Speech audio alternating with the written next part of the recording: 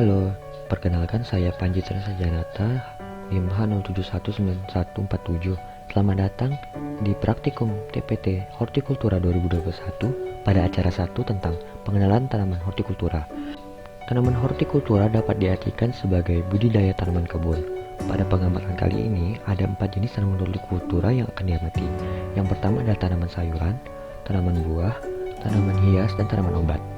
Hal-hal yang diamati yaitu nama lokal, nama ilmiah, fungsi, kategori tanaman semusim atau tahunan, cara dalam pemanfaatan, dan cara perbanyakan. Tanaman yang pertama adalah kangkung. Memiliki nama lokal kangkung cabut dengan nama ilmiah Ipomea reptana. Kangkung memiliki fungsi sebagai fungsi pangan karena dapat dikonsumsi, juga memiliki fungsi ekonomis karena mudah dibudidayakan dan banyak digemari orang-orang, dan juga memiliki fungsi kesehatan karena dapat memenuhi kebutuhan vitamin, mineral, dan serat. Kangkung termasuk tanaman hortikultura jenis sayuran dan dikategorikan sebagai tanaman semusim karena hanya dapat dipanen satu kali dalam satu masa tanam.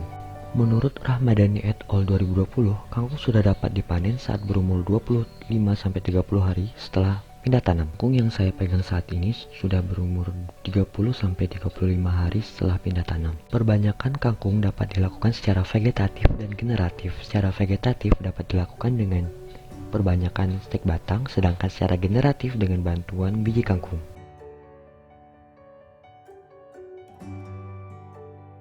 Tanaman yang kedua adalah kelengkeng dengan nama lokal lengkeng dan memiliki nama latin Democarpus longan. Kelengkeng memiliki fungsi pangan karena buahnya dapat langsung dikonsumsi ketika sudah masak. Kelengkeng dikategorikan tanaman hortikultura jenis buah-buahan. Kelengkeng termasuk kategori tanaman tahunan karena dapat menjalankan siklus hidupnya secara terus-menerus. Kelengkeng juga termasuk tanaman musiman karena hanya dapat menghasilkan buah pada bulan-bulan tertentu. Kelengkeng dapat dimanfaatkan dengan cara mengkonsumsi buahnya ketika buah kelengkeng sudah masak. Buah kelengkeng yang saya tampilkan sekarang ini baru berusia atau berumur 3 minggu setelah bunga muncul, sedangkan tanamannya sudah berumur 4 tahun. Menurut Prabowo et al. 2019, dalam rentang waktu 2-3 tahun, tanaman kelengkeng atau Democarpus longan sudah dapat menghasilkan buah. Tanaman kelengkeng dapat diperbanyak dengan cara vegetatif dan generatif. Secara generatif dapat dilakukan dengan cara teknik sambung, mencangkok, dan grafting, sedangkan secara generatif dapat dilakukan dengan cara menanam biji kelengkeng.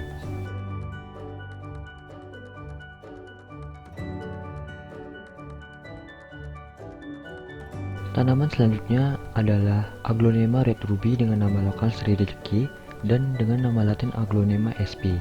Aglonema memiliki fungsi estetika karena dapat memberikan keindahan pada suatu taman ataupun ruangan. Aglonema juga memiliki fungsi ekonomi karena dapat dijual sebagai tanaman hias dan disukai oleh para kolektor tanaman hias. Aglonema termasuk kategori tanaman hortikultura jenis tanaman hias dan juga termasuk kategori tanaman tahunan karena dapat menjalankan siklus hidupnya secara terus-menerus. Namun juga termasuk tanaman musiman karena pada musim-musim tertentu Aglonema dapat menghasilkan bunga. Aglonema dapat dimanfaatkan sebagai tanaman hias untuk memperindah suatu interior ruangan atau memperindah suatu taman. Menurut Shimamura et al. 2017, perbanyakan tanaman hias Aglonema dapat dilakukan dengan cara generatif dan cara vegetatif. Memperbanyak secara generatif adalah dengan cara memperbanyak diri dengan biji, sedangkan secara vegetatif melalui setek batang, setek pucuk, pemisahan anakan, rumpun, dan cangkok.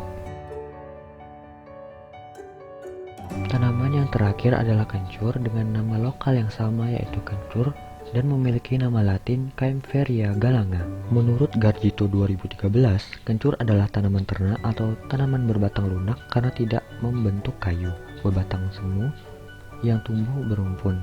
Kencur memiliki fungsi kesehatan karena di dalamnya terkandung berbagai macam zat adiktif yang berguna bagi kesehatan. Kencur dikategorikan sebagai tanaman hortikultura jenis tanaman obat, juga termasuk ke dalam tanaman semusim karena hanya dapat dipanen sebanyak satu kali dalam satu musim tanam. Kencur dapat dimanfaatkan sebagai obat herbal atau jamu tradisional dengan cara merebus kencur kemudian meminum air rebusan tersebut. Kencur juga dapat dimanfaatkan sebagai bumbu masakan. Cara perbanyakan kencur adalah dengan cara menanam akar rimpang atau rizoma kencur. Terima kasih telah menyaksikan acara 1 tentang pengenalan tanaman hortikultura pada praktikum TPT Hortikultura 2021. Sekian.